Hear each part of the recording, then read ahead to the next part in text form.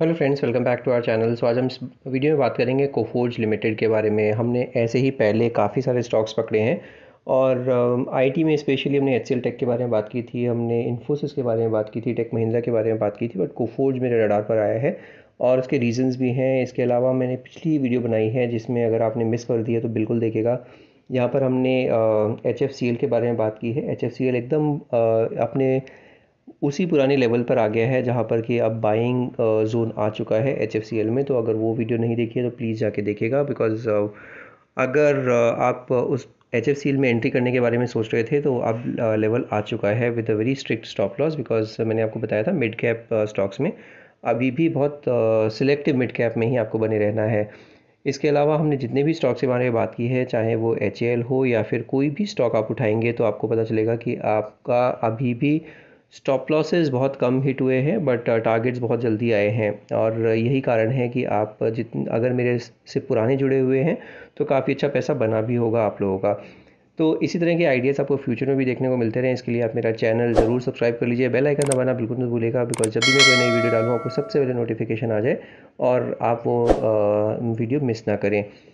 आप मेरे चैनल पर आ ज़रूर रहे हैं बट आप मेरा चैनल सब्सक्राइब नहीं करें, तो यही एक मेरी दरख्वास्त रहेगी आप लोगों से कि बिल्कुल फ्री ऑफ कॉस्ट कंटेंट रहता है और बिल्कुल क्लियरली मैं आपको ट्रांसपेरेंसी के साथ बताता भी हूँ कि कहाँ पर मैंने पोजीशन ली है और कहाँ पर मैंने एग्ज़िट ली है, सो दैट आपको ये ना लगे कि मैं आपको सिर्फ पोजीशन के लिए बता रहा हूँ और उसके बाद में पोजीशन बना रहा हूँ। वो सब मैं बिल्कुल ट्रांसपेरेंट रहना चाहता हूँ अपने सारे ही व्यूअर्स के साथ।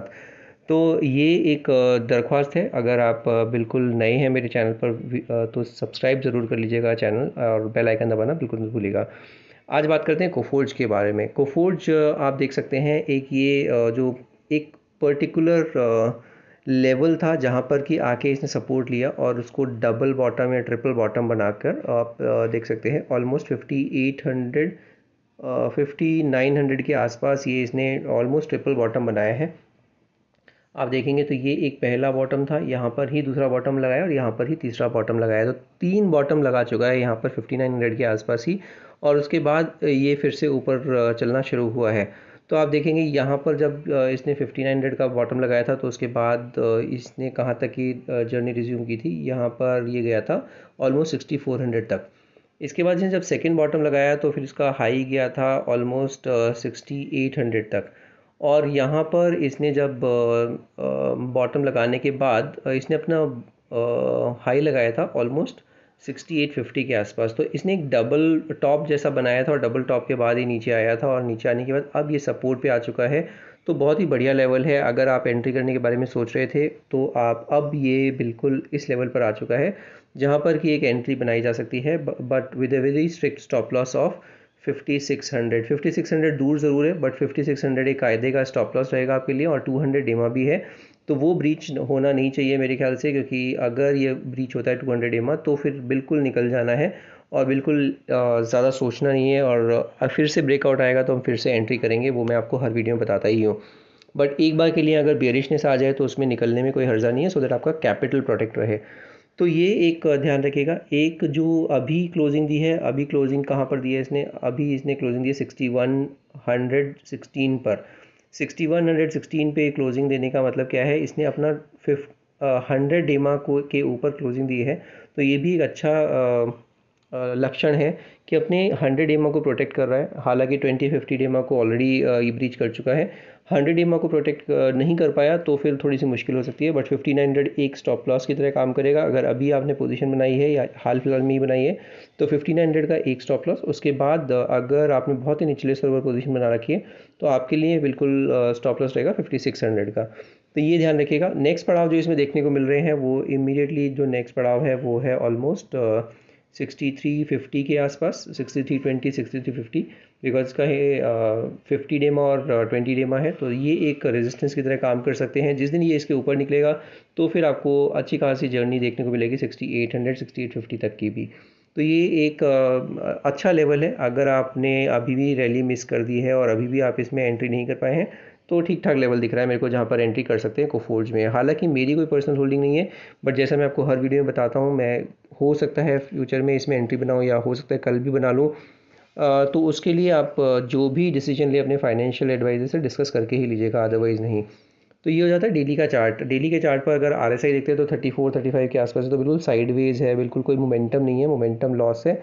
तो उस पॉइंट ऑफ व्यू से भी एक चीज़ इसमें आने वाले टाइम में थोड़ा सा मोमेंटम आ सकता है, बट अभी बिल्कुल साइडवेज है। तो बेस्ट टाइम है एक्यूमुलेट करने का। एक्यूमुलेट कीजिए इस तरह के स्टॉक्स को जो कि अच्छे लेवल पर मिल रहे हैं, और फिर जब इसमें मोमेंटम आएगा तो फिर आप इसमें प्रॉफिट बुक करने के बारे में भी सोच सकते हैं। तो ये डेली का चार्ट हो जाता है। एक बार वीकली के चार्ट पर भी देख लेते हैं, वीकली के चार्ट पर कैसा पॉइंट है।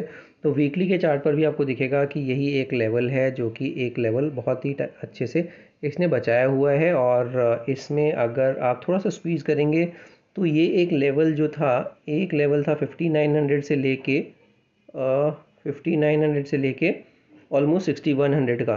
तो 59 टू 6100 जो लेवल है, ये एक ज़ोन है, रेजिस्टेंस ज़ोन की तरह काम कर रहा है। और ये ज़ोन कब इसने क्रॉस किया था?